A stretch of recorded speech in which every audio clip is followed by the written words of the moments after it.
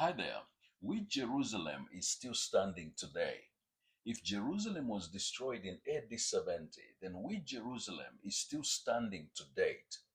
It means that Israel as a covenant people were scattered, and the original Jerusalem, which was the holy city of God, was destroyed and never to be found any longer. According to Romans chapter 11, the natural descendants of Abraham will come into covenant again, a subject I already discussed.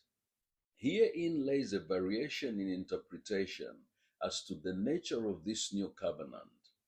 Some seem to suggest that Israel will be restored to its original covenant that includes repossession of all the land to the original ancient borders, the rebuilding of Solomon's temple, and the system of offering sacrifices in anticipation of the Messiah who will take the seat of David. This is Judaism's position as well. The Apostle Paul writes that Israel will be saved not as a holy nation of special priests, but will join the saved multitudes of the peoples of the world without distinction. By election, the descendants of Abraham by blood are beloved by God for the sake of their forefathers. They were God's chosen purpose vehicle to usher in the Messiah.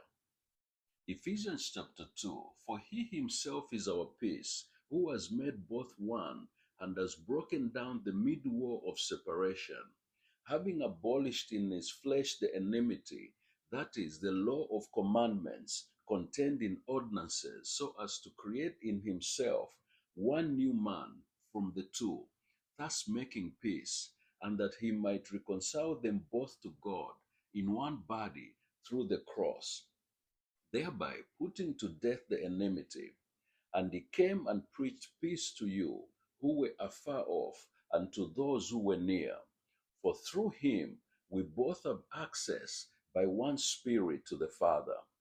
Now, therefore, you are no longer strangers and foreigners, but fellow citizens with the saints and members of the household of God, having been built on the foundation of the apostles and prophets, Jesus Christ himself being the chief cornerstone, in whom the whole building, being fitted together, grows into a holy temple in the Lord, in whom you also are being built together for a dwelling place of God in the Spirit.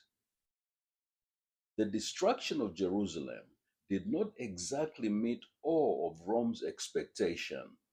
Instead, the invasion established the Church of Jesus Christ as the new temple made from living stones. It was God's declaration of taking on the new bride, an intimated relationship consummated by the marriage supper of the Lamb. The church celebrates this intimacy by partaking of the Holy Communion.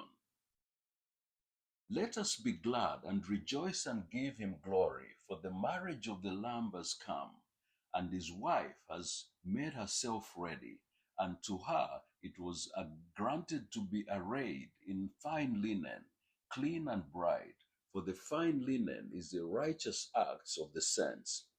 Then he said to me, Right, blessed are those who are called to the marriage supper of the Lamb. And he said to me, These are the true sayings of God. Revelation chapter 19. John also writes about another feast called the Great Supper of God. This is not to be confused with the marriage supper of the Lamb or the second coming. The Great Supper of God was an assurance to the persecuted church by Rome and Jerusalem that Christ and his church would ultimately be victorious over all her enemies. Then I saw an angel standing in the sun, and he cried with a loud voice, saying to all the birds that fly in the midst of the heaven, Come and gather together for the supper of the great God, that you may eat the flesh of kings, the flesh of captains, the flesh of mighty men, the flesh of horses, and of those who sit on them, and the flesh of all people, free and slave, both small and great. Revelation chapter 19. It was also an assurance to the church that God's word and Christ's rule will be victorious universally. The final destiny of Imperial Rome, the false prophets, and all opposed to Christ was death and damnation, both in this life and in eternity.